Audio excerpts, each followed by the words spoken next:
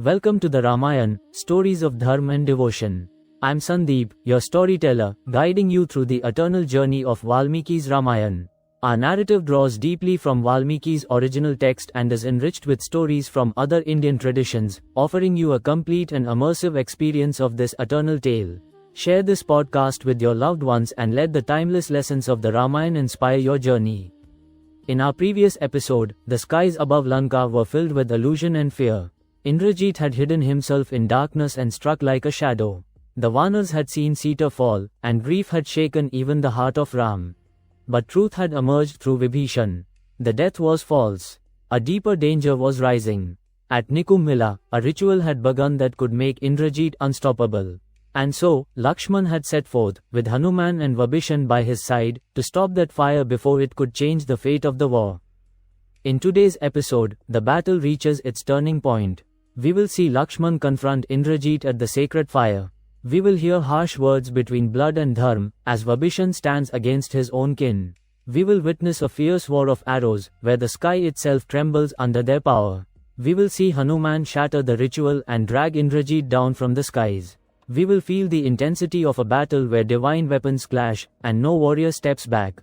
We will witness the final moment, where Lakshman calls upon truth itself and releases an arrow that ends the terror of the worlds. We will then see Lanka break under grief. Raavan will fall from his throne. Mandodari will cry for her son. And in Ashok Vatika, Sita will hear the news and reflect on the strength of Lakshman and the path that led her here. Back in Ram's camp, we will see joy return, wounds heal, and hope rise stronger than ever. The fall of Indrajit will bring the war to its final edge. Join me now, as courage defeats illusion, as dharm stands firm against pride, and as the path clears for the final battle between Ram and Raavan. The night in Lanka was heavy and silent. A strange tension filled the air.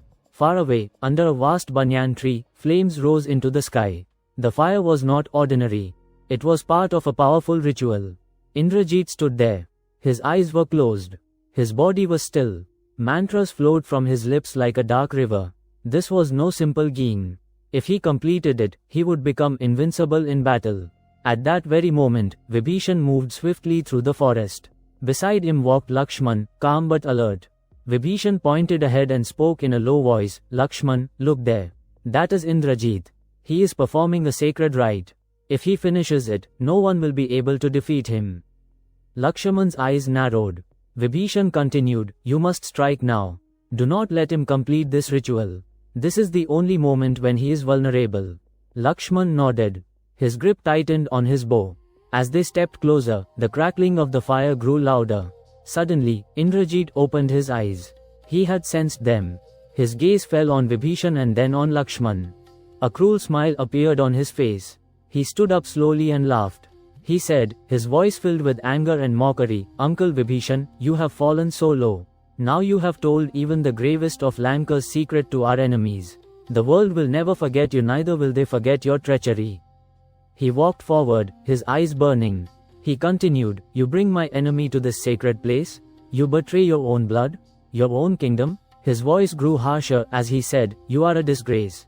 You have abandoned your brother. You have abandoned your own people. You stand here like a coward, hiding behind Ram's army." Vibhishan did not step back. He stood firm. His voice was calm, filled with truth. He said, "I did not abandon dharm. Raavan did." Indrajit's expression hardened. Vibhishan continued, "I warned him many times. I asked him to return Sita. I asked him to walk the path of righteousness. But he chose ego. He chose sin." He raised his hand slightly toward Lanka and said, "A kingdom built on adharm cannot stand. A king blinded by pride cannot lead." Then his eyes turned sharp and he said, "And sadly you, Indrajit, the mightiest warrior of Lanka, you follow that same path." Indrajit's anger flared like the fire behind him. But Vibhishan did not stop. He pointed toward Lakshman. He said, "Look carefully. This is Lakshman, the brother of Ram." His voice grew stronger when he said, "You and your army, none of you will survive the range of his arrows." The air itself seemed to freeze. Lakshman stepped forward. Calm. Silent. Focused. He lifted his bow slowly. The string tightened. The moment had come. Indrajit raised his weapon. And then the sky filled with arrows. A fierce battle began. Indrajit moved like a storm. His hands were fast. His aim was deadly. In a single moment, he released a rain of arrows. 7 arrows struck Lakshman. 10 arrows struck Hanuman. And 100 arrows pierced Vibhishan. All at once. The force was so strong that the ground trembled. But Lakshman did not fall. He stood firm. His eyes burned with focus. Without wasting a breath, he lifted his bow again. His arrows flew like lightning. 1, 10 and 100. They struck Indrajit repeatedly. With a loud crack, Indrajit's armor shattered. Pieces fell to the ground. Indrajit's face darkened. Now his anger had no limits.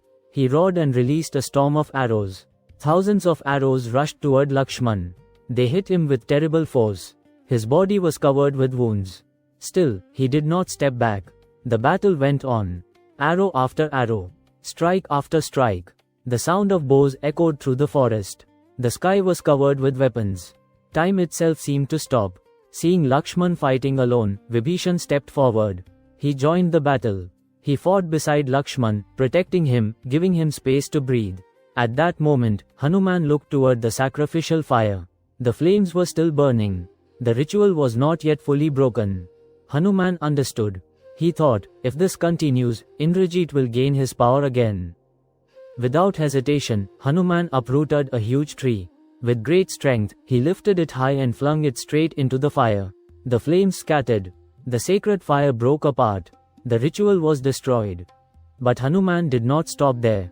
To ensure nothing remained, he rushed forward. He scattered the offerings. He destroyed everything that was part of the king. He even mocked the ritual by spoiling it completely. Indrajit saw this. His eyes turned red with fury. His voice shook with rage and he said, Hanuman. He turned away from Lakshman and aimed his arrows at him. A deadly stream of arrows flew toward Hanuman. But Hanuman smiled. He leaped into the air. He moved with incredible speed. Left, right, above and below. Every arrow missed. Like the wind itself, he avoided each one. Now Indrajit was trapped. His ritual was gone. His anger was rising. And Lakshman still stood before him. The battle spread across the forest like a raging fire. Vibhishan stepped forward with full force. Demons fell before him. He moved through the battlefield like a storm of justice. Then Vibhishan raised his voice. He called out, O brave Vanars! Do not stop now. This is the moment. Fight with all your strength. Stand for Ram. His words filled the hearts of the Vanar chiefs with courage. Their eyes lit up. With loud roars, the Vanars charged. They attacked with fury. Stones flew.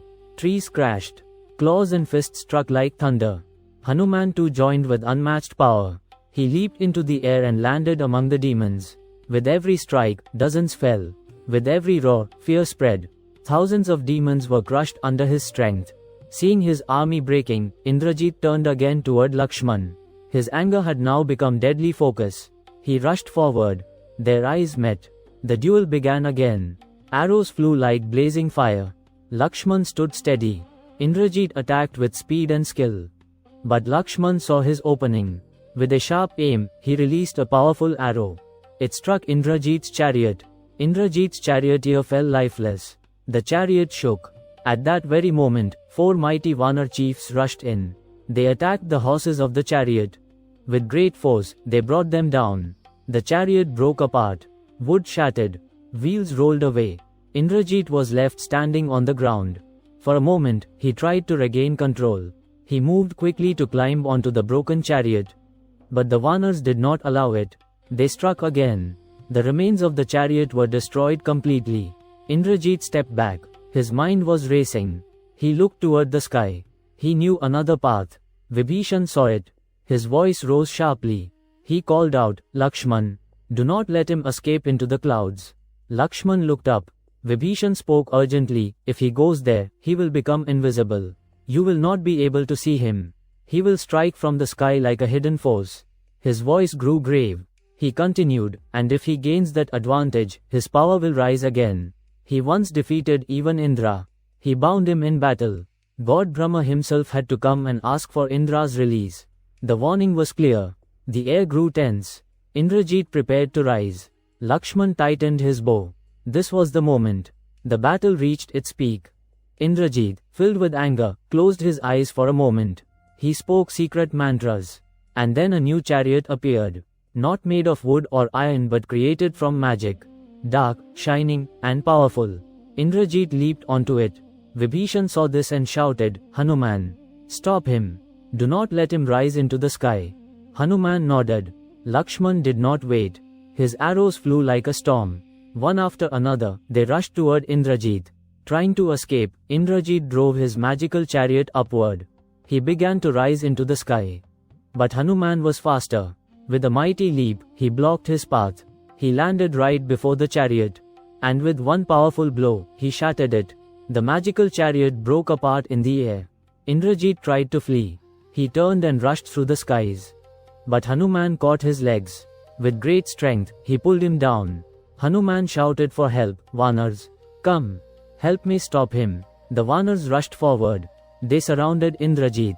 Indrajit struggled and broke free for a moment. He tried to escape again. But this time, Vibhishan stood in his path. Like a wall. Calm. Firm. Unmoving. Vibhishan called out loudly, "Lakshman! Now is the time." Lakshman stepped forward. The final battle began. The air shook with power. Both warriors now used divine weapons. Indrajit created another chariot and rushed again. But Vibhishan moved swiftly. He struck down the horses. He killed the charioteer.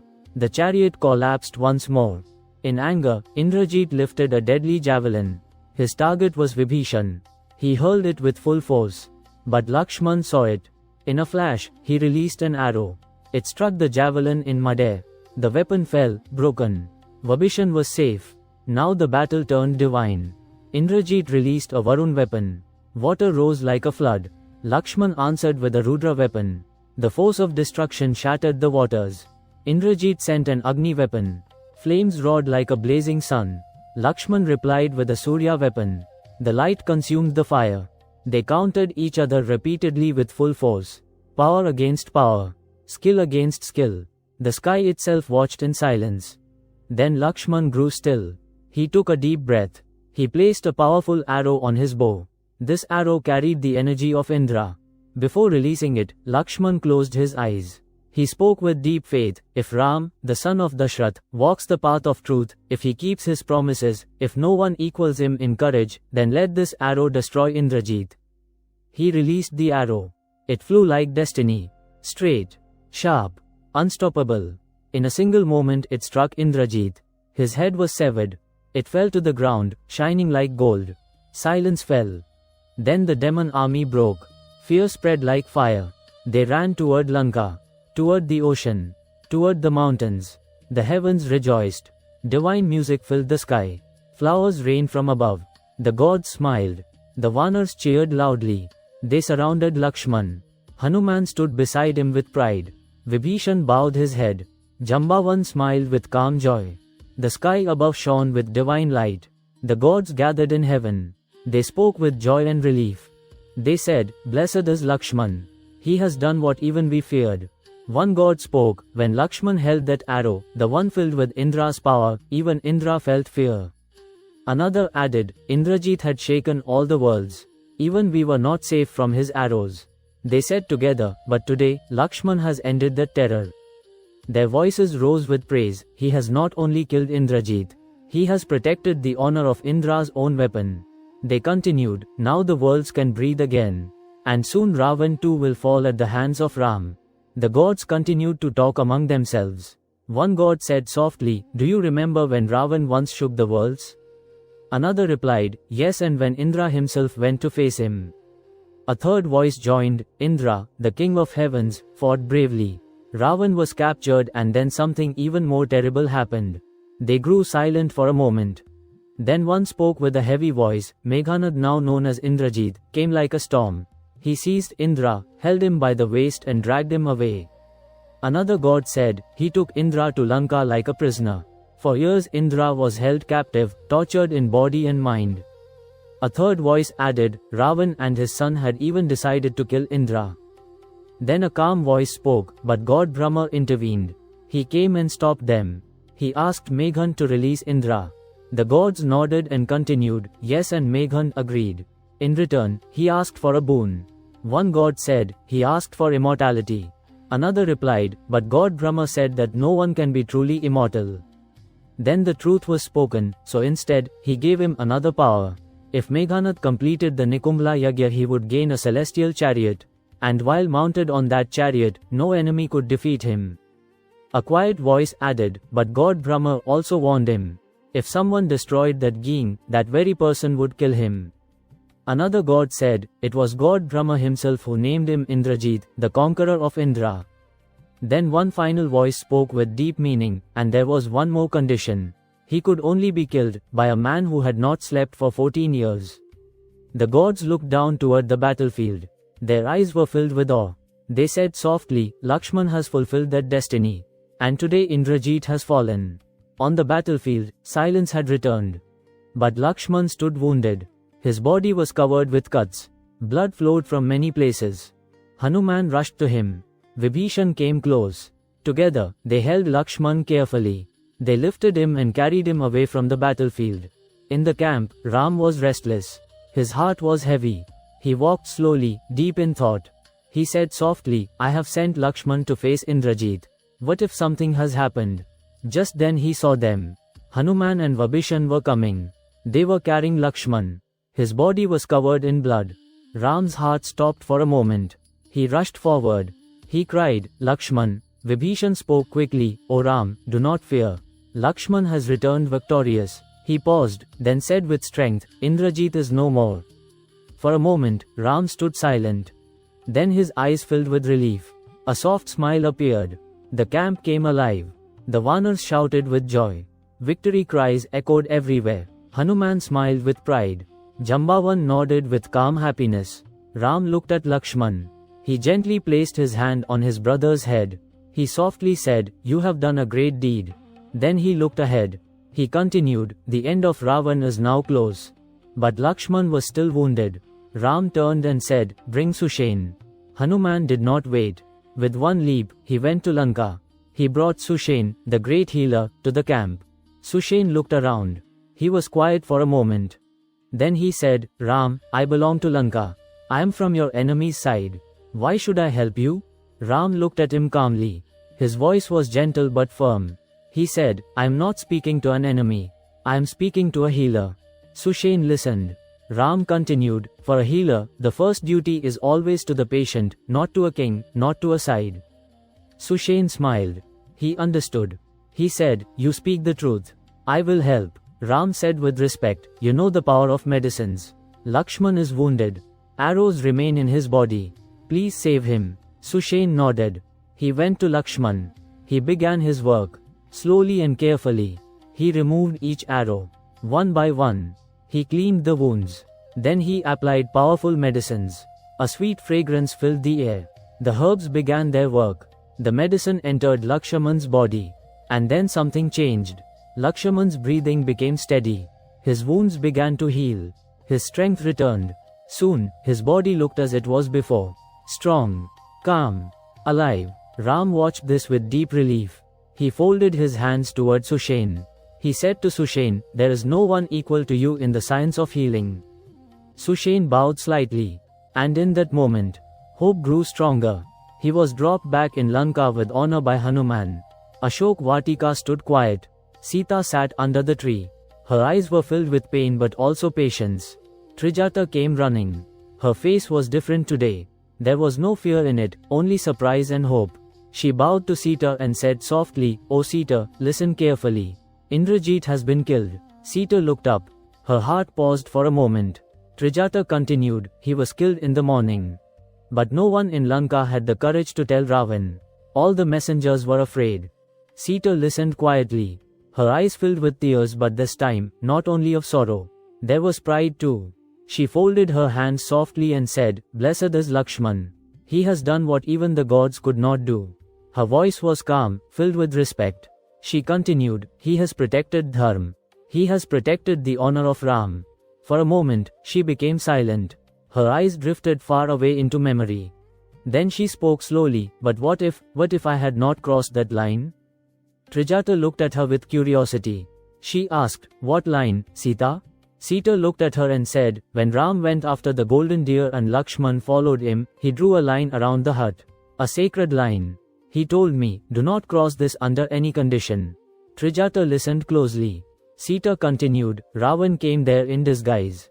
He stood outside but he did not dare to step inside. Her voice grew firm. She continued, he had no courage to cross that line. Trijata's eyes widened. Sita lowered her head slightly. She said, I crossed it to give food to a poor man. I thought it was my duty. And from that moment all this happened. She took a deep breath. Then she said with quiet strength, this shows the power of Lakshman. Raavan, the king of Lanka, the terror of worlds, could not cross even a single line drawn by him. Her eyes shone with deep understanding as she proudly said, imagine then how strong Lakshman truly is. Blessed is my sister Urmila to have a husband like Lakshman. Trijata stood silent. Even she felt the truth. And in that moment Sita's faith grew even stronger. The end was near. The sun had now reached the middle of the sky. It was noon. At last, one messenger gathered courage. With trembling steps, he entered Raavan's court. Raavan sat on his throne. His eyes were fierce. His presence was heavy. The messenger bowed low. His voice shook. He carefully said, my lord, Indrajit, our prince has been killed. The words fell like thunder. Raavan froze. For a moment, the world stopped. Then he fell from his throne. The court was thrown into chaos. Ministers rushed forward. They lifted him. They sprinkled water on his face. Slowly, Raavan opened his eyes. And then he cried out. A cry filled with pain. He shouted, Indrajit, where have you gone, my son? His voice broke as he said, O son of Raavan and Mandodari, you who conquered the gods. And yet a human has killed you. His anger rose. His eyes turned red. He roared, this has happened because of Vibhishan.